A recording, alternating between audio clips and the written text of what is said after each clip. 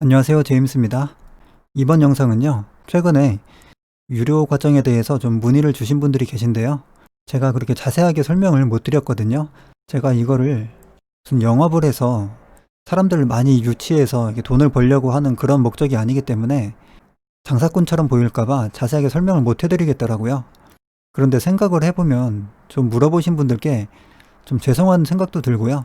그리고 이미 하시기로 신청을 해주신 분들께 어느 정도 설명을 좀 드리는 게 맞다고 생각이 돼서 한번 영상으로 설명을 드리는 게 좀 편할 것 같아서 영상을 준비하게 됐습니다. 우선 어떤 식으로 지금 진행을 할 거냐면요. 제가 전날 저녁에 지금 같은 시간대에 퇴근하고 나서 다음날 어떤 종목을 매수할지 종목 선정하고 매수가와 매도가를 결정을 하게 되는데요. 그 매수가하고 매도가, 그 종목 선정과 매수가와 매도가에 대한 그 기준을 제가 어떤 매체를 통해서 미리 올려드릴 겁니다. 그러면 그대로 하실 분들은 그 가격 그대로 매수 매도 주문을 넣으시면 되고요.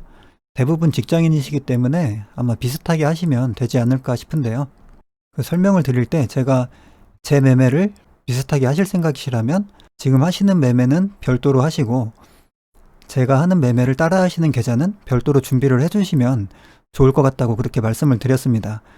그렇게 해야지만 종목이 내려오거나 또는 지수가 내려와서 추가 매수를 진행을 할 때 비중 조절이 되거든요.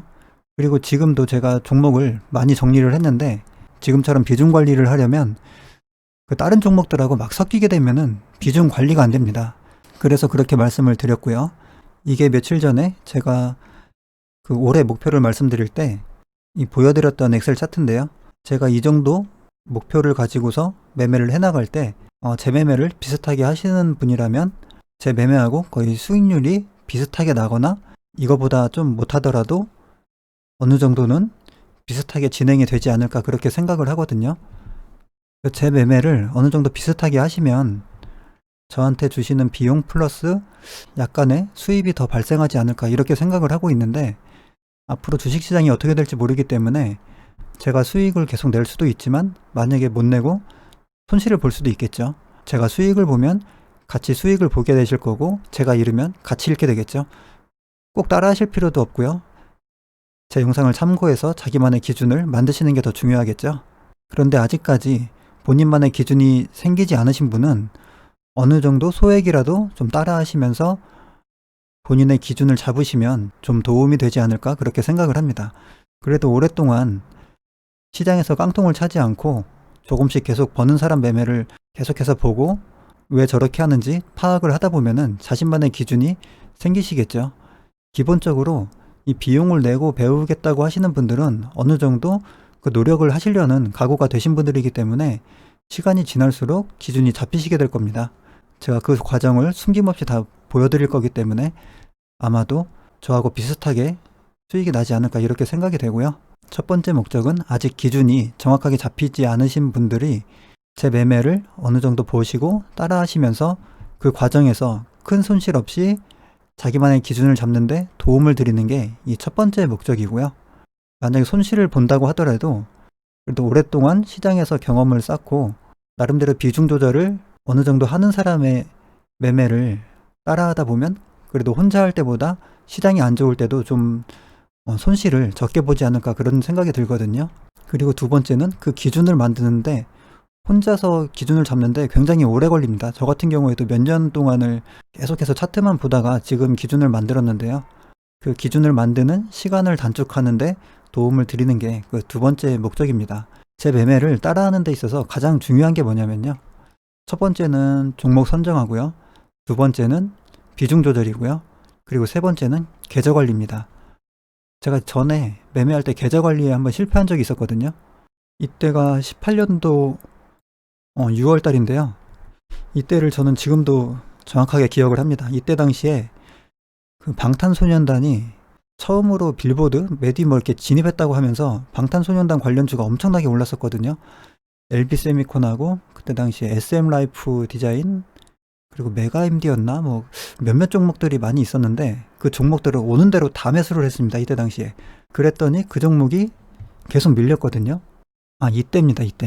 이때 제가 매수를 했다가 쭉 밀렸는데 이게 다시 올라갈 거는 알고 있거든요. 근데 알고 있는데 비중을 너무 많이 잡아놓으니까 이 종목만 잡은 게 아니고 다른 종목까지 같은 테마 종목을 전부 다 잡다 보니까 이게 전부 다 밀렸거든요. 그러다 보니까 기다리면 반등이 나올 걸 알지만 어쩔 수 없이 여기에서 손절을 했습니다.